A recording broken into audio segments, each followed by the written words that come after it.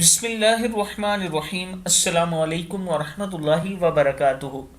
عابد راجہ channel کی طرف سے آج میں اپنے دوستوں کو رسول اللہ صلی اللہ علیہ وآلہ وسلم کا ایک فرمان سناؤں گا۔ آپ دوستوں نے اس پر ضرور عمل کرنا ہے۔ نبی اکرم صلی اللہ علیہ وآلہ وسلم نے فرمایا، پریشانیوں کو دور کرنے کا عمل۔ حضرت سیدنا ابو درداء رضی اللہ تعالیٰ عنہ فرماتے ہیں کہ جس نے صبح و شام 7 مرتبہ پڑھا حسبی اللہ لا الہ الا ہوا علیہ توکلت وہو رب العرش العظیم، مجھے اللہ کافی ہے، اس کے سوا کسی کی بندگی نہیں، میں اسی پر بھروسہ کرتا ہوں، وہ بڑے عرش کا مالک ہے۔ اللہ پاک اس کی تمام پریشانیوں میں کفایت کرتے ہیں، یعنی اللہ پاک اس کی تمام پریشانیاں دور کر دیتے ہیں۔